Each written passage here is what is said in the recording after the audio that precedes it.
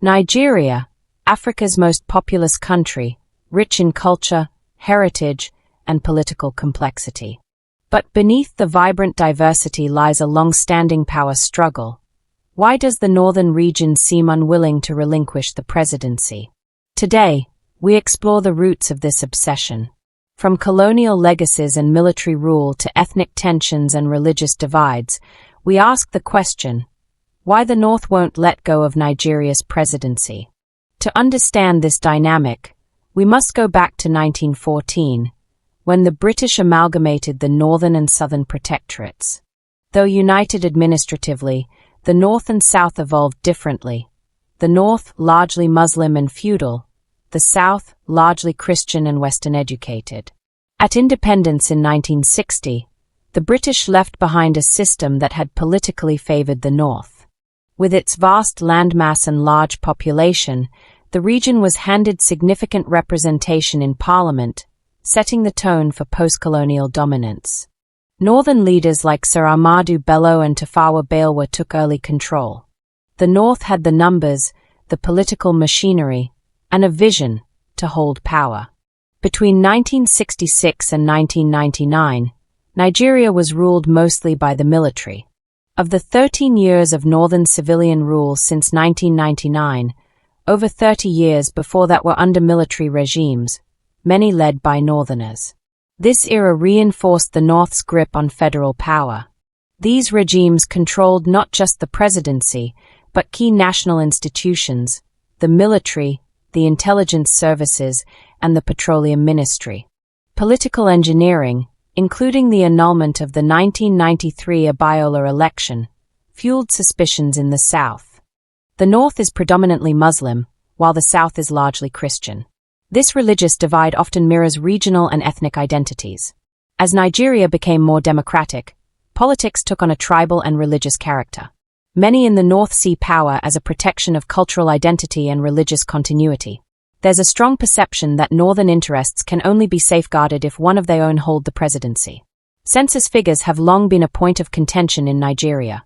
Officially, the North is more populous. More people means more votes and more political leverage.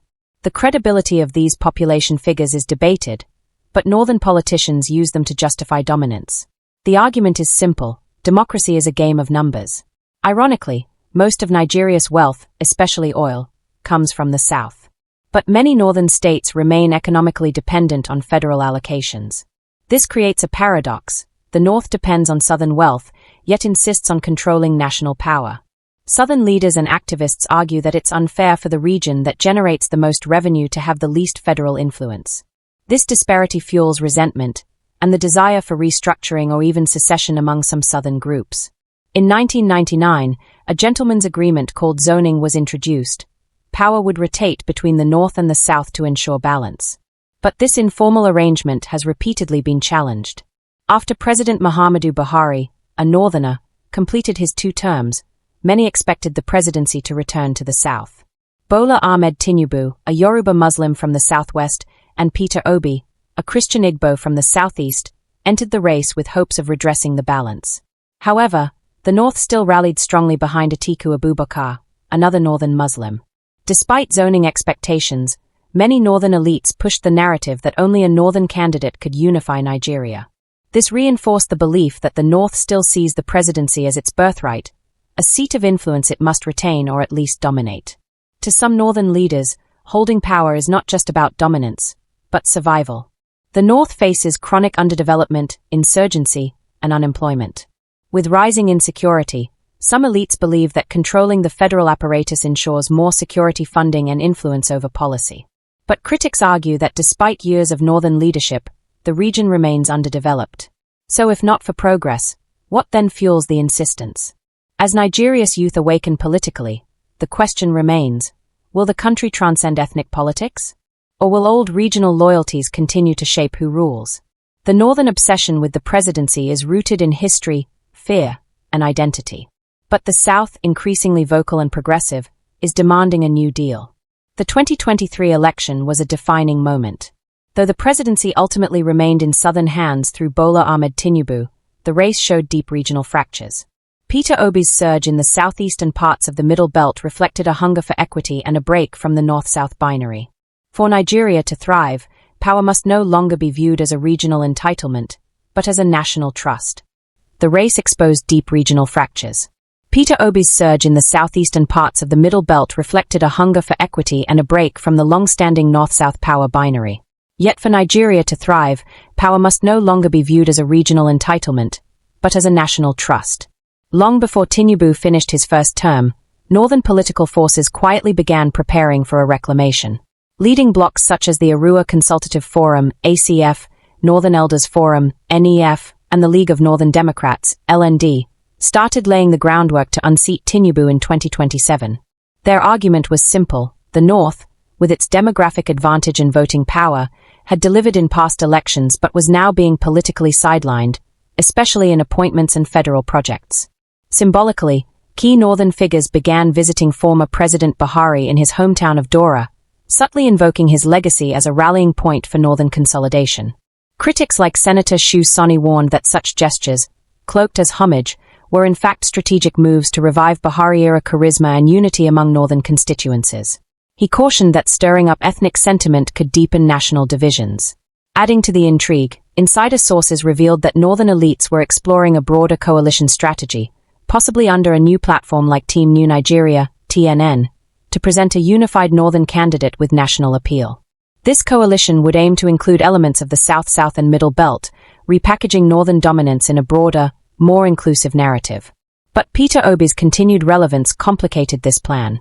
Despite his growing popularity, northern political elites remained skeptical of his ability to resonate with core Muslim-majority constituencies. Many pointed to his 2023 performance, where he failed to make inroads into northern strongholds, as proof of a lingering disconnect. Even as Obi visited mosques, launched community outreach in northern states, and expanded his grassroots structures, doubts persisted. At the center of the northern camp's strategic deliberations stood Atiku Abubakar, a seasoned northerner who has run for president 6 times. In a surprising move, he aligned with Peter Obi to form the African Democratic Congress, ADC, coalition, reminiscent of the 2015 alliance that ended PDP's 16-year reign. While their joint mission was to deny Tinubu a second term, the partnership stirred mixed feelings in the north. Would northern elites back Atiku again despite his past defeats? Or could they trust Obi, a southern Christian, as the face of national renewal? Even within the north, unity was elusive. While elites focused on power recalibration, voices from the Middle Belt and minority regions pushed back, insisting that Nigeria could no longer afford region-based power politics.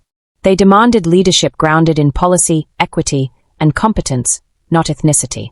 By early 2025, meetings between LND, ACF, NEF, and the Middle Belt Forum, MBF, sought to refine a transformative coalition. Their messaging emphasized national development, but beneath the surface, their goal remained strategic, returning the presidency to the north. Veteran northern statesman Tanko Yakasai added a sober note of caution. The north alone cannot determine who becomes president. He stressed that true power in Nigeria still requires cross-regional legitimacy. Meanwhile, prominent northern figure and former Kaduna State Governor Nasir El-Rufai publicly defected from Tinubu's APC to the Social Democratic Party, SDP, citing deep discontent with Tinubu's governance. He urged Atiku, Obi, and other opposition leaders to unify under a credible challenge, warning that failure to do so would hand Tinubu a second term by default. Fueling northern urgency is not just political strategy, it is also economic disillusionment. Insecurity has ravaged the northwest and north-central, especially in Benue and Plateau states. Despite rising defense spending, rural violence, banditry, and farmer-herder conflicts continue. To many northern citizens, Tinubu's administration has failed to deliver safety or prosperity, deepening calls for change. By mid-2025, a clear narrative had solidified among northern elites. Tinubu is seen as underperforming. Obi is viewed as culturally distant and electorally unviable in the north.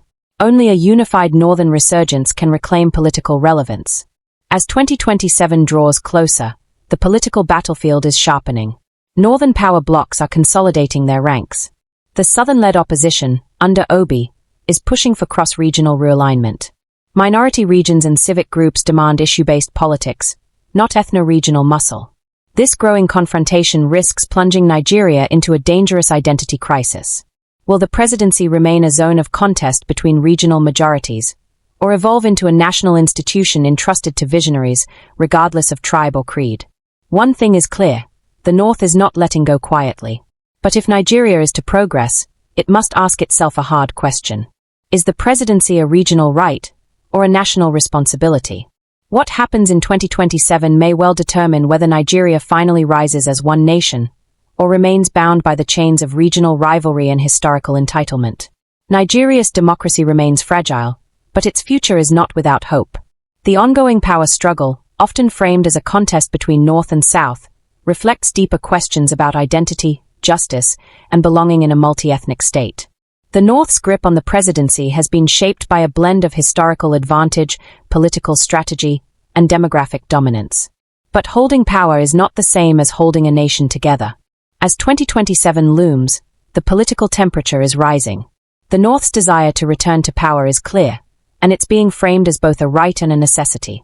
But many in the South, and indeed across Nigeria's middle belt and youth population, are calling for a new paradigm, one built not on zoning, religion, or ethnicity, but on performance, accountability, and unity.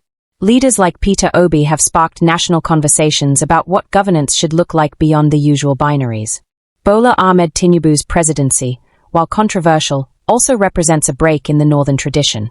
Whether this signals lasting change or just a temporary pause remains to be seen.